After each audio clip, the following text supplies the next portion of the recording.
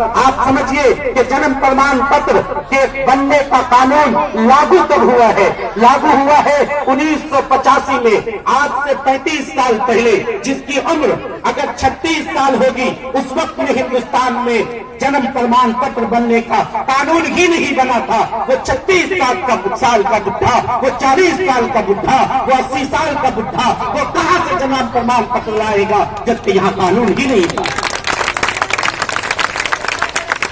जब कानून बन गया तो क्या हमारी माँ और बहनें, हमारे बच्चे, अभी 5-10 साल में ये मामला आया कि बच्चे अस्पताल में पैदा हो रहे हैं, वरना बच्चे अस्पताल में नहीं घर में पैदा हुआ करते थे। घर में बच्चा पैदा हुआ, अब उसके लिए जन्म प्रमाण पत्र बनाने कौन अस्पताल जाएगा? वो भी सरकारी जन्म प्रमाण पत्र होना चाहिए, प्राइवेट का एतबार नहीं। तो आप बताइए, मुल्क का अक्सर आदमी, हिंदू हो, मुस्लिम हो, सिख हो, ईसाई हो, इन लोगों में से किसी के पास भी जन्म प्रमाण पत्र बहुत मुश्किल से मिलेगा। मुश्किल से 10-15% लोग होंगे जिसके पास जन्म प्रमाण पत्र मिलेगा। हमारा वो भाई जो दलित है, हमारा वो भाई जो मजदूर है, हमारा वो भाई जो दिन में कमाता है, रात में खाता है, वो जन्म प्रमाण पत्र बनाना जानता भी नहीं है। वो उस चक्कर में जाएगा तो कैसे जाएगा, कहां से बनता है, ये भी उसे पता नहीं है। फिर उसके पीछे जो खर्चा होगा, वो खर्चा बेचारा कहां से लाएगा? 100 रुपए सुबह से शाम तक वो कमाता है, रात में उसे खा लिया करता है। ये तमाम भाई जन्म प्रमाण पत्र नहीं बना सकते हैं। तयशुदा बात है, जन्म प्रमाण पत्र आप नहीं दिखाएंगे, एनआरसी के रजिस्टर में आपका नाम नहीं लिखा जाएगा। जिसका नाम इसमें नहीं होगा वो हिंदुस्तानी नहीं है, वो भगोड़ा है, वो घुसपैठी है, वो दखलंदाज है। ये सरकार उसे घुसपैठी करार दे दे। दूसरा कागज था जमीन का। आसाम में जो एनआरसी लागू हुआ, एक तो एनआरसी लागू करने में कितने पैसे खर्च हुए हैं इसका अंदाजा आप नहीं लगा सकते। 6 या 7 साल तक 50,000 मुलाजिमों को रखकर एनआरसी का काम कराया गया। वहां की आबादी मुश्किल से 3 करोड़ होगी आसाम की। 3 करोड़ आबादी के कागजात को तैयार करने में वहां की आवाम का जो अपने पॉकेट से खर्चा हुआ है वो 8,000 करोड़ रुपए खर्च हुआ है, और हुकूमत का जो खर्च हुआ है वो 16,000 करोड़ रुपए खर्च हुआ है। 3 करोड़ लोगों पर 24,000 करोड़ रुपए इस मुल्क का पैसा खर्चा किया गया, जिस पे मुल्क के लोगों का पसीना बहता है। किसान अपने खून पसीने को लगाकर मुल्क में आमदनी लाता है। उस आमदनी को जिस तरह पानी की तरह 24,000 करोड़ को सिर्फ एनआरसी के कागज में तैयार करने में खत्म कर दिया गया। नतीजा क्या निकला? नतीजा ये निकला कि 19 लाख लोग एनआरसी की लिस्ट से बाहर। वहां ये कानून है कि 1971 से पहले का जमीनी कागज देना है।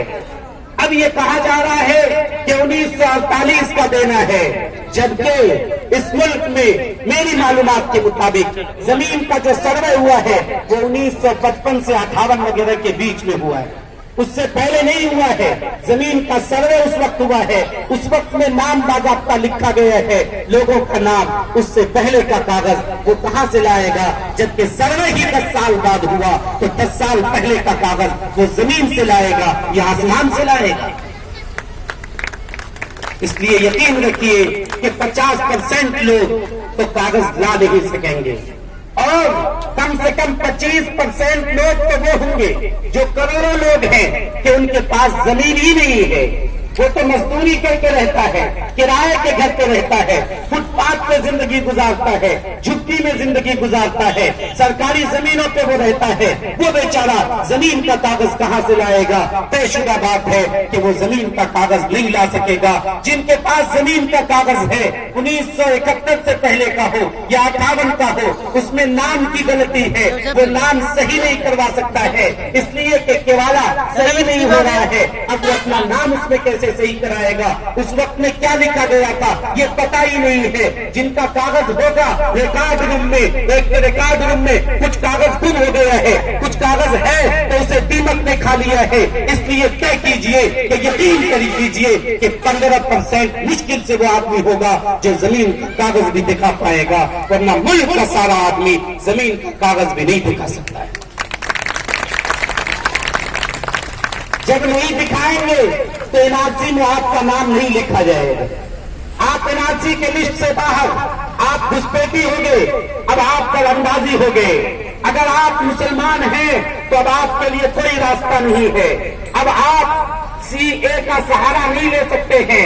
अगर आप मुसलमान नहीं हैं, हिंदू, सिख, ईसाई, जैन, बुद्धिस्ट, इन 6 कम्युनिटी में से कोई है, तो आपको ये साबित करना होगा कि हम बांग्लादेश से भाग के आए हैं, या अफगानिस्तान से भाग के आए हैं, या पाकिस्तान से भाग के आए हैं। वो आदमी जिसका बाप, जिसका दादा इस जमीन में मरा हुआ है, उसकी यहाँ जमीन में रहा है, वो या उसका पूर्वज जिंदगी गुजारा है, वो क्यों ये कहेगा कि हम बांग्लादेश से भाग के आए हैं, हम पाकिस्तान से भाग के आए हैं। इसलिए हमारे हिंदू भाई, सिख, ईसाई, जैन, पारसी, बुद्धिस्ट, उन्हें भी ये कागज देना होगा कि हम 3 जगह से भाग के आए हैं। उन्हें ये कबूल करना होगा कि हम भगोड़े हैं, हम घुसपैठी हैं। तब उनके नागरिकता का एक रास्ता निकलेगा, तब उन्हें कहा जाएगा अदालत का चक्कर लगाओ, तुम जाओ अदालत में, वो कोर्ट में जाएगा।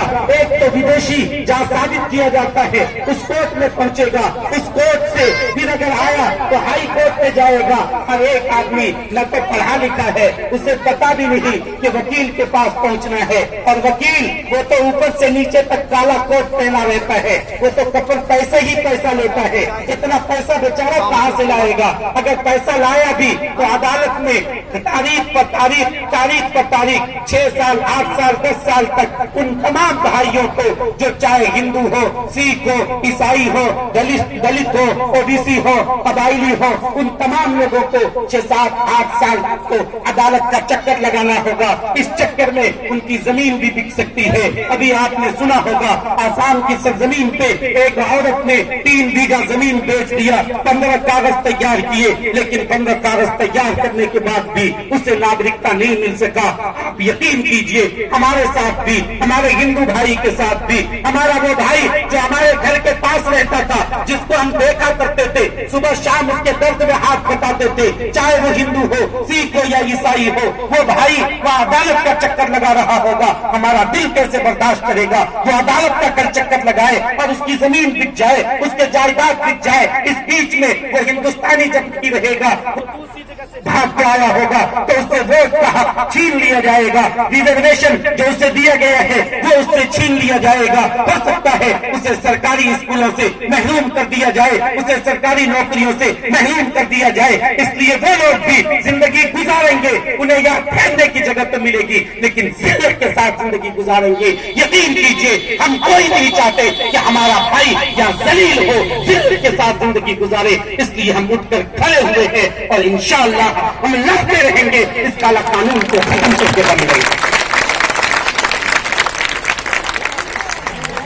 इसलिए मैं ये कहना चाहता हूं कि मुसलमान सामने तो है, लेकिन निशाना पे मुसलमान नहीं, निशाने पे कुछ और लोग हैं। निशाने पे वो लोग हैं जहाँ हो सकता है ऊंच नीच का मामला किया जाए, छूत अछूत का मामला किया जाए, जो इससे पहले किया जाता था। इसलिए याद रखें ये दरअसल वोटर बैंक का मामला है। सिर्फ उन्हें हो सकता है शहरियत मिलेगी जो उनका पक्का वोटर हो, बाकी लोगों से वोट देने का राइट, वोट देने का हक वो छीन लिया जाएगा, तमाम लोगों को महरूम कर दिया जाएगा। ये CAA है, NRC है। अगला मरहला आता है NPR का। कहा यह जाता है कि NPR ये सेंसस रिपोर्ट है, यानी ये मर्दम शुमारी है, जनगणना और गिनती है। लेकिन याद रखें जनगणना 2021 में होगा, क्योंकि 10 साल बाद होता है। 2011 में हुआ है, जो 11 में 10 जोड़ेंगे तो 2021 होगा। 2021 में जनगणना होना था, 2020 के अप्रैल में जनगणना कहां से आया? और इस जनगणना को NPR को 1955 के एक्ट से जोड़ा गया है। अगर इसको 1948 वाले से जोड़ा जाता तो समझा जाता कि लोगों की गिनती होगी। क्योंकि गिनती कैसे होती थी? हमारे गांव का कोई मास्टर वगैरह हमारे गांव में आता था, पूछता था आपका नाम क्या है, आपको बच्चे कितने हैं, घर में कितने जितने लोग हैं वो एक रजिस्टर में लिख लेता था, चला जाता था। लेकिन अब जो NPR होगा वो इस तरह नहीं होगा, बल्कि NPR को शहरियत से जोड़ दिया गया है, नागरिकता कानून 1955 के एक्ट से जोड़ दिया गया है। इसलिए अब जो पूछा जाएगा उसमें हो सकता है उसमें आपके बाप का जन्म तिथि भी पूछा जाएगा, जन्म की जगह भी पूछा जाएगा, और भी 8 सवालात उसमें ऐसे हैं जिसका इजाफा कर दिया गया है। इसलिए NPR में हर एक आदमी को आना होगा।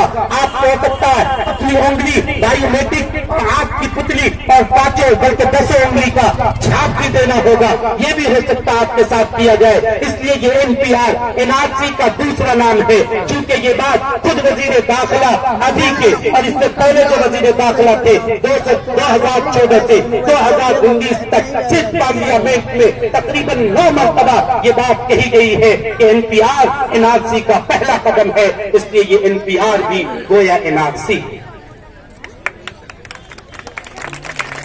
जब ये NPR भी NRC है, इसको आप यूं समझ सकते हैं कि आप से आया, कहा आप मुर्गी दे दीजिए, आपने मुर्गी नहीं दिया तो सोचा इन सारे लोगों ने एहतजाज कर दिया है कि हम मुर्गी नहीं देंगे, मुर्गी NRC है, कहा हम नहीं देंगे। तो अब इन्होंने शक्ल निकाली कि मुर्गी तो कोई देने के लिए तैयार नहीं है, चलो अंडा तो कोई भी दे सकता है। अब वो NPR के नाम से अंडा लाया है, वो आपके दरमियान आएगा, कहेगा हमको अंडा चाहिए। जाहिर सी बात है अंडा देने में क्या लगा है, अंडा दे देते हैं तो NPR आप दे देंगे। आपसे जरा सी बात मालूम की जाएगी, छोटी मालूमात होगी, आपको लगेगा ये कोई बड़ी मुश्किल बात नहीं है, इतना सा बताना तो कोई मुश्किल नहीं है। लेकिन ये अंडा को वो लेकर अपने ऑफिस में जाएंगे, उस ऑफिस में वो मुर्गी को खरीद कर उस अंडा पे बैठाएंगे। आपका जो अंडा था उसी अंडे से चूजा निकलेगा, क्योंकि वो सेवेगा और सेवने के बाद उससे जो अंडा निकलेगा वही NRC होगा। क्योंकि NPR की लिस्ट लेकर वो अपने ऑफिस में बैठकर वो तैयार करेंगे, पूरा तैयार करके उस तैयार करने के बाद उसमें कई नामों पर टी लिख दिया जाएगा, यानी इससे बहुत शुबा है। फिर वो निकाल दिया जाएगा फेरिस्त, वो लिस्ट निकाल दी जाएगी और ये कहा जाएगा जिसके नाम पे डी लिखा हुआ है वो आए अपनी शहरियत को पेश करे। आप सोचेंगे ये जैद का मसला है, ये बकर का मसला है, ये तो मनोज भाई का मसला है, ये तो फुला का मसला है, मेरा मसला तो नहीं है। वो जाए, वो अपना जाके सबूत पेश करे, फिर दोबारा लिस्ट निकलेगा, उसमें आपका भी नाम होगा, फला का नाम भी होगा। इस तरह धीरे धीरे NRC का काम पूरा कर लिया जाएगा। इसलिए लोगों आप ये समझे कि NPR और NRC दोनों एक है। इसलिए हमने तीनों का रिजेक्ट किया है। CAA भी नहीं चाहिए, NPR भी नहीं चाहिए, NRC भी नहीं चाहिए। ये CAA, NPR और NRC की हकीकत है। इसीलिए हम इस मैदान में उठकर खड़े हुए हैं। कुरान ने एक ऐलान किया है, धार्मिक किताब जब कोई बात बतलाती है वो डंके की चोट पे बतलाती है, वो बात हर एक के लिए अच्छी और पकड़ने की होती है। धार्मिक किताब बतलाता है इन वही तस्वीरों, अगर तुम सब्र करोगे, किसी चीज के लिए जमे रहोगे, परेशानी बर्दाश्त करते रहोगे, आपको आने में परेशानी होती होगी, रहने में परेशानी होती होगी, एहतजाज करने में परेशानी होती होगी, यहाँ के इंतजाम करने वालों को परेशानी होती होगी। परेशानी सहने का नाम, परेशानी बर्दाश्त करने का नाम सब्र है। इसे सब्र अलल बला कहते हैं। कुरान ने कहा वही तस्वीरों, अगर तुम जमे रहोगे, डटे रहोगे, अज़्म के साथ रहोगे, हौसले के साथ रहोगे, तो यकीन करो कि दुश्मन की कोई तदबीर, दुश्मन का कोई धोखा तुम्हारा बाल बेका नहीं कर सकता।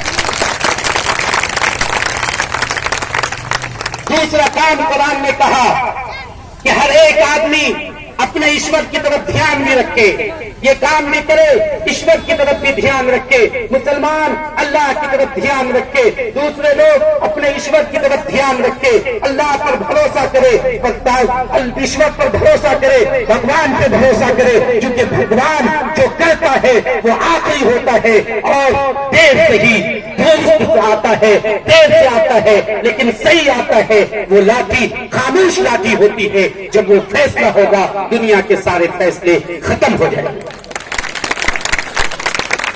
यही वो बातें हैं जो पैगाम देकर हमें खानकाह रहमानी की सरजमीन से आपके दरमियान भेजा गया, ताकि लोगों को اس کے بارے میں صحیح حقیقت بتلا بھی دی جائے. یہی پیغام حضرت امیر شریعت دامت برکاتہم کا بھی ہے, یہی پیغام سنویدھان کا بھی ہے, یہی پیغام ملک کا بھی ہے, یہی پیغام وقت کی ضرورت بھی ہے. یقین کیجئے یہی پیغام دھارمک کتاب کا بھی ہے. اگر آپ نے اسے سینے سے لگایا, آپ نے ایک دن پردرشن کر کے بیٹھ نہیں گئے, پردرشن کرتے رہے, دھرنا کرتے رہے, جمے رہے. جہاں 200 سال میں جنگ آزادی کو مل کر ملک جمہوری بنا تھا, اس ملک کو غلامی سے آزاد کر کے جمہوری بنانے میں ہمارے اکابر نے, ہمارے اسلاف نے, ہمارے پروجوں نے 200 سال کی قربانی پیش کی تھی. کہ آپ جمہوریت کو باقی رکھنے کے لیے, آپ اس ملک کی سالمیت کو باقی رکھنے کے لیے, اس امن و شانتی کو باقی رکھنے کے لیے, جس کے لیے ہم نے یہاں خون دیا تھا, جس کے لیے ہم نے پھانسی پہ اپنے آپ کو چڑھا دیا تھا. صرف 1857 میں تقریباً 3.5 لاکھ لوگوں کو پھانسی دے دی گئی تھی, انہیں شہید کر دیا گیا تھا. 52,000 کے قریب صرف علماء کو پھانسی دی گئی تھی. وہاں پر گولی چلا دی جاتی تھی, توپ چلا دیا جاتا تھا. ان لوگوں نے اتنی قربانی دے کر یہاں کی ملک کو جمہوری بنایا, غلامیت سے آزاد کرایا. لوگوں کیا تم یہ نہیں کر سکتے کہ کئی سال تک, 2 سال, 3 سال, 4 سال تک, جتنے دن بھی ہمیں رکنا پڑے, ہم رک کر احتجاج کر کے, دھرنا کر کے ہم اس ملک کی جمہوریت کو باقی رکھیں.